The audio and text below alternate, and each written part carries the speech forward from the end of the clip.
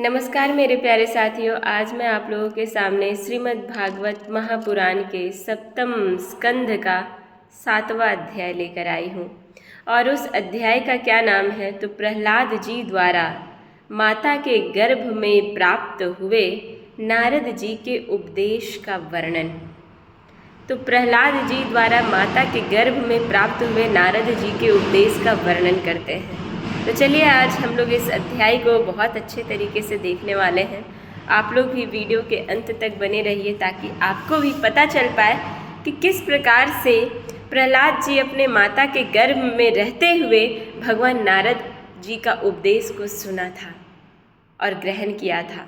और इससे इस कथा से यह भी साबित हो जाता है कि जब माता गर्भिणी रहती है तब उन्हें किन किन बातों पे ध्यान देना चाहिए, किन किन विषयों का अध्ययन करना चाहिए जिससे बालक में प्रभाव पड़ता है। और ये आज हम लोग देखने वाले हैं कि इनकी माता जो है वो नारद जी के उपदेश को सुन रही है और साथ ही यह प्रहलाद जो गर्भ में है वो भी श्रवण कर रहा था। तो आप लोगों को भी गर्भावस्था में वैसे ही धर्म संबंधी उपदेशों को सुनना चाहिए जिससे आपके बच्चों में, आपके बालकों या बालिकाओं में प्रभाव पड़ सके।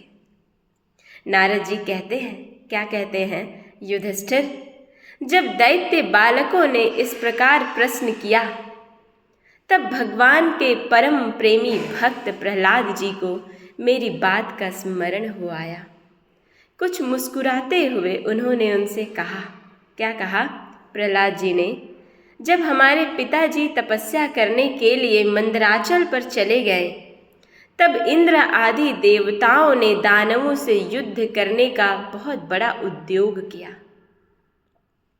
वे इस प्रकार कहने लगे कि जैसे चींटियां सांप को चाट जाती है वैसे ही लोगों को सताने वाले पापी हिरण्यकशिपु को उसका पाप ही खा गया।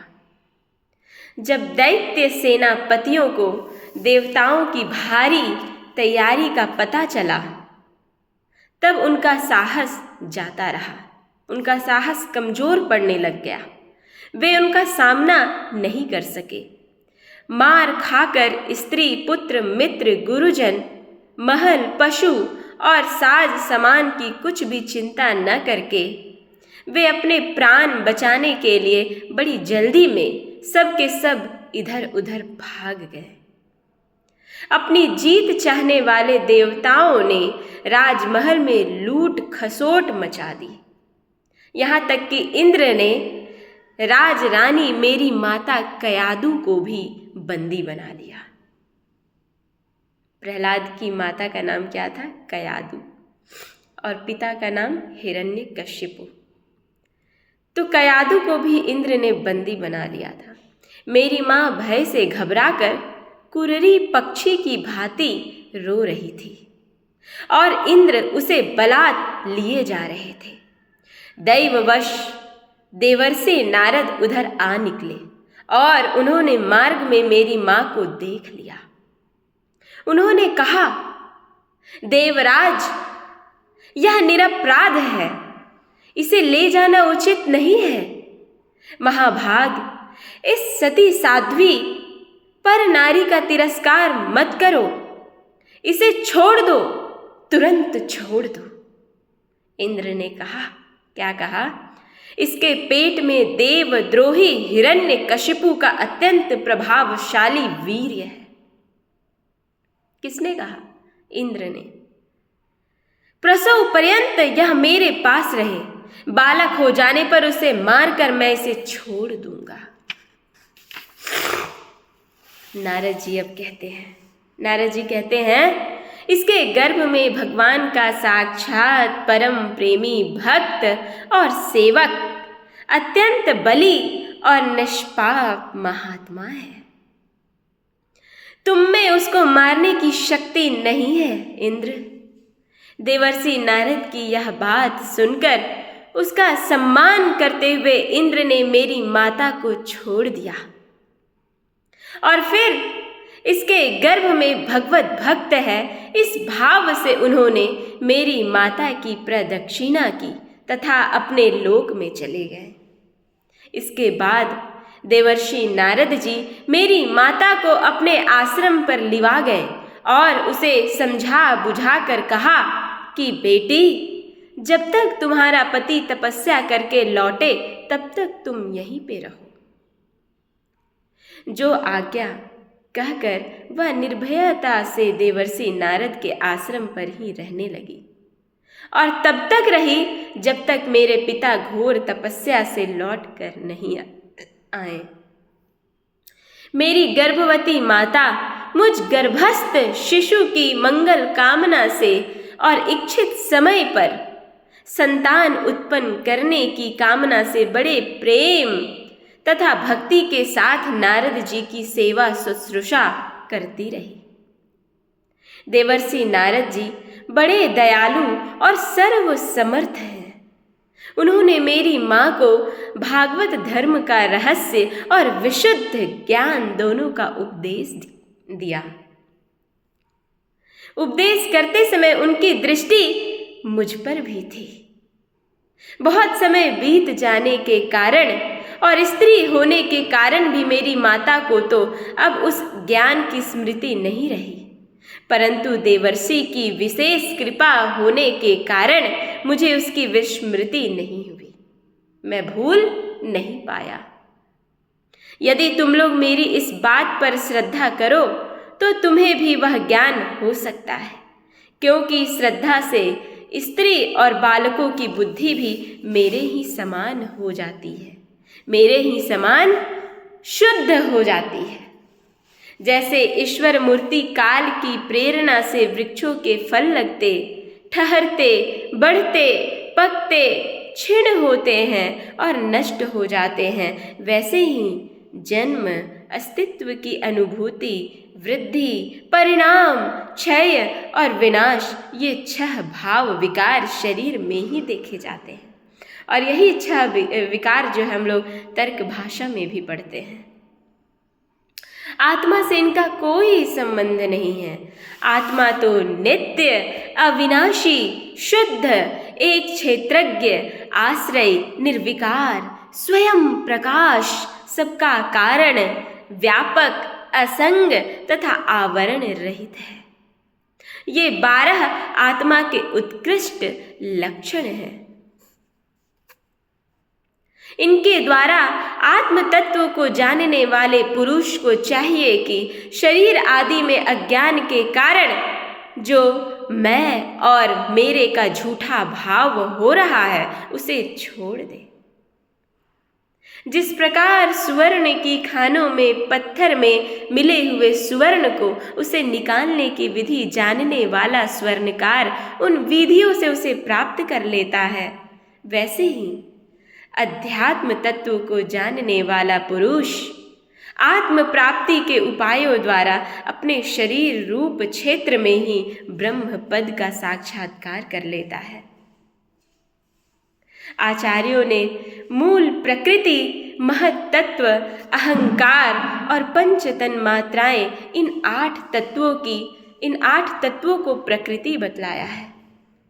अगर आपने ध्यान से देखा होगा सांख्य कारिका को, जो कपिल मुनि के द्वारा रचित है, उसमें देखा होगा कि प्रकृति के ये मूल 8 तत्व, ये 8 लक्षण बताए गए हैं जो सदैव उनमें परिलक्षित होते रहता है। और वो 8 तत्व कौन कौन से हैं? तो महत तत्व, अहंकार और पंच तन्मात्राएं और स्वयं प्रकृति। उनके 3 गुण हैं, सत्व, रज और तम, तथा उनके विकार हैं 16। और वो 16 विकार कौन कौन से हैं?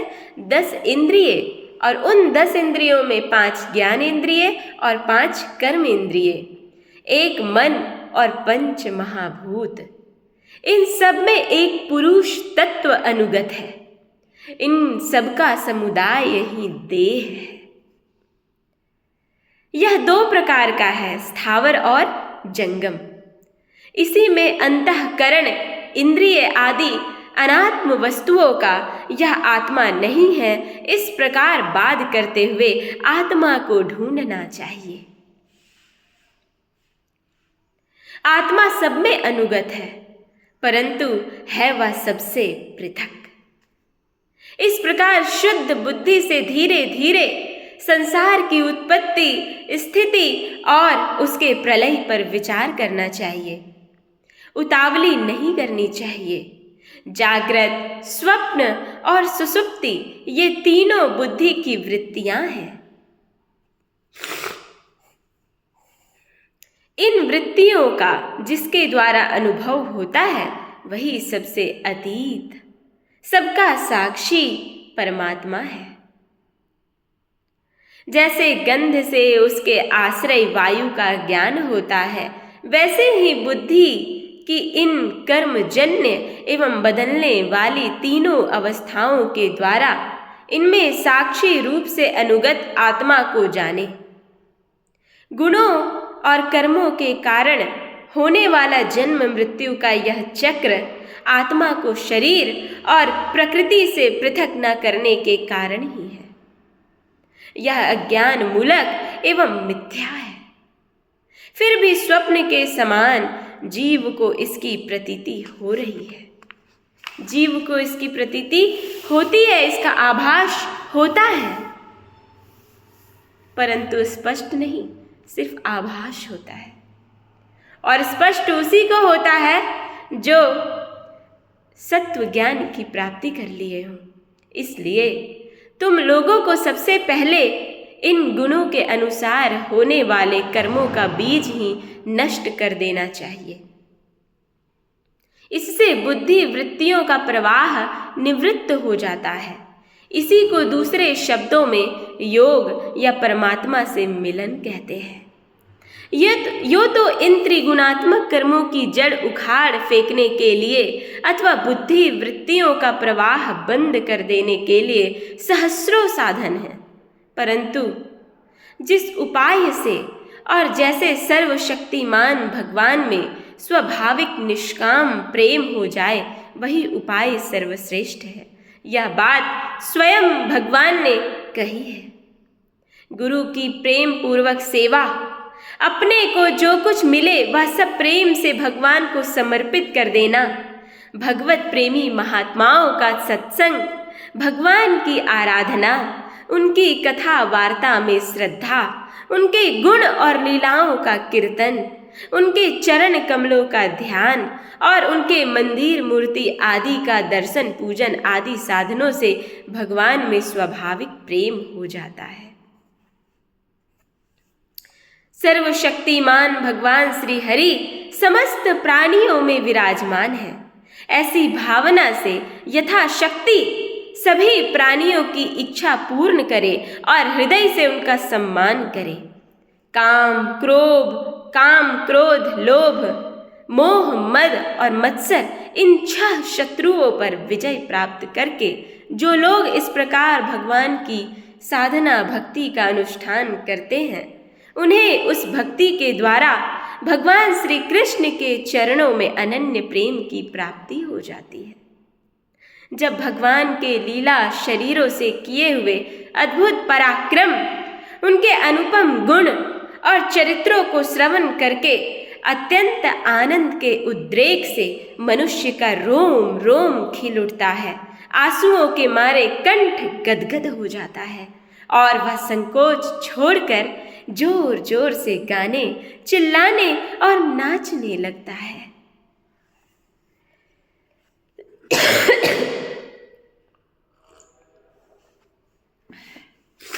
जिस समय वह ग्रहग्रस्त पागल की तरह कभी हंसता है, कभी करुण क्रंदन करने लगता है, कभी ध्यान करता है, तो कभी भगवत भाव से लोगों की वंदना करने लगता है।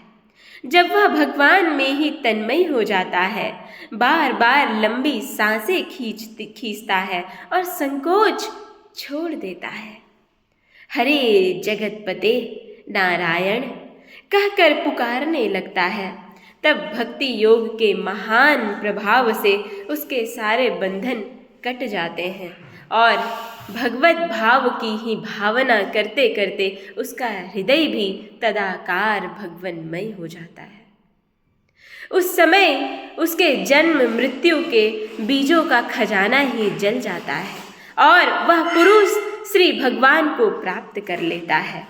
इस अशुभ संसार के दलदल में फंसकर अशुभमय हो जाने वाले जीव के लिए भगवान की यह प्राप्ति संसार के चक्कर को मिटा देने वाली है।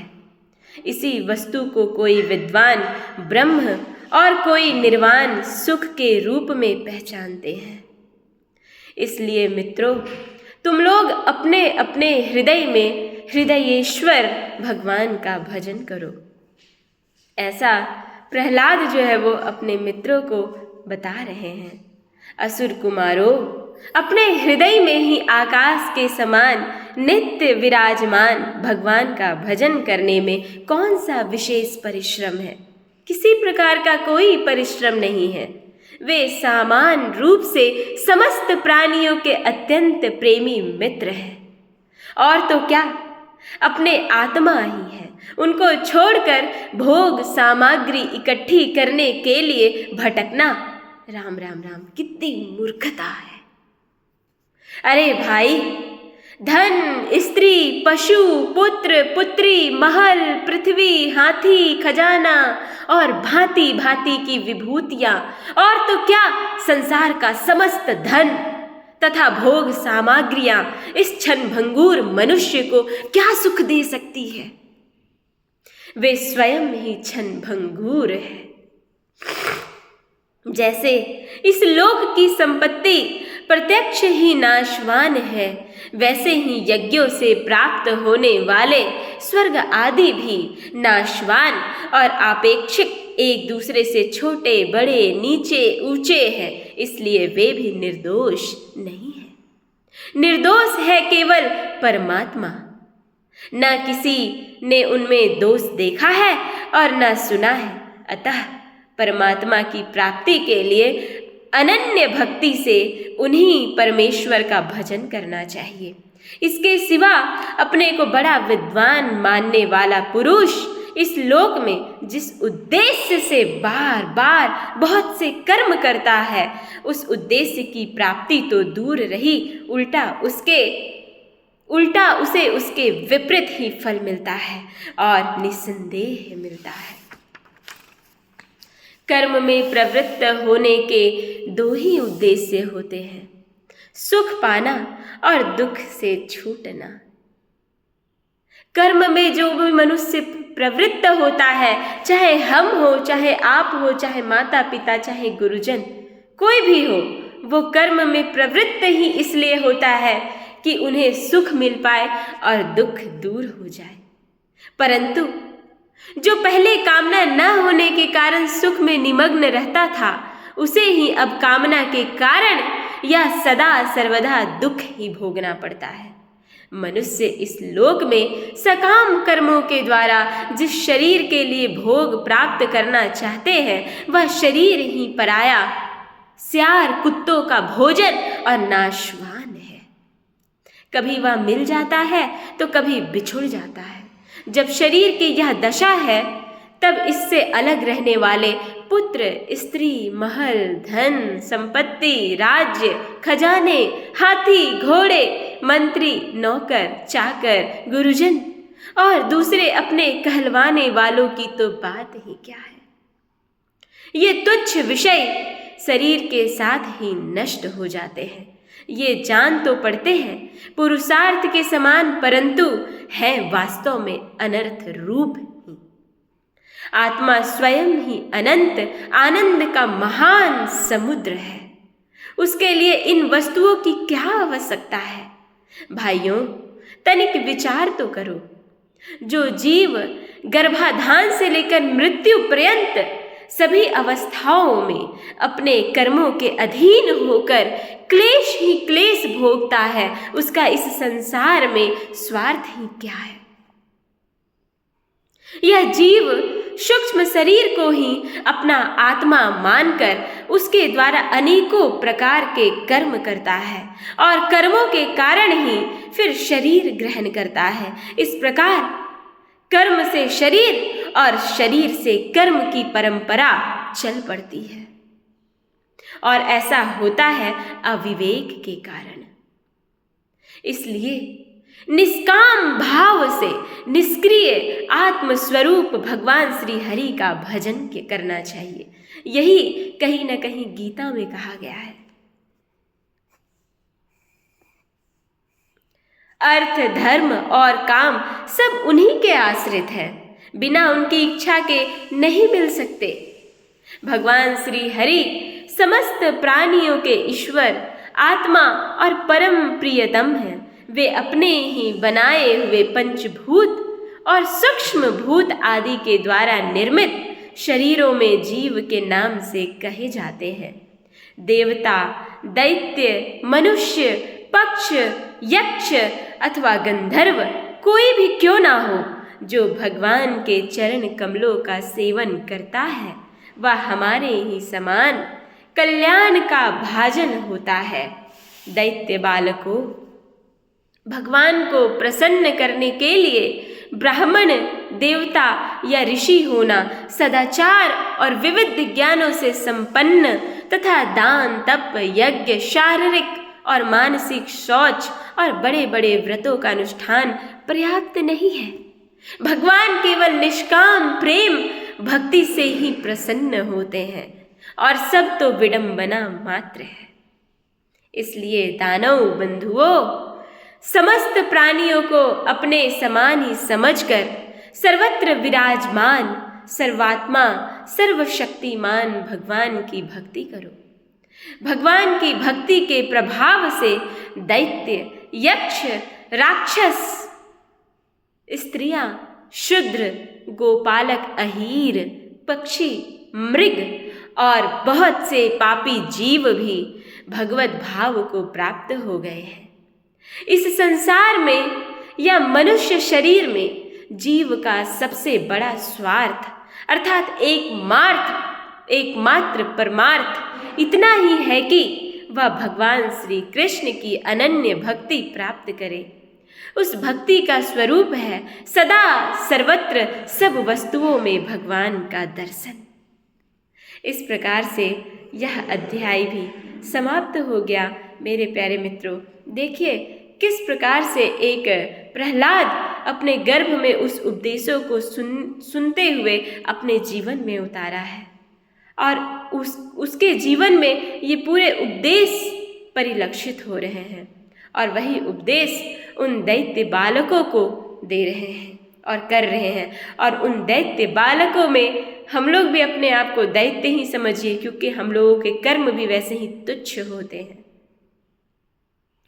तो उन उपदेशों को हमें भी आत्मसात करना है, हमें भी दैत्य बालक समझकर उन उपदेशों को सुनना है, समझना है और चित्त में उसको बैठाना है और दूसरे को बतलाना भी है। नमो नमः। नमः संस्कृताय। ओम नमो भगवते वासुदेवाय नमः। ओम।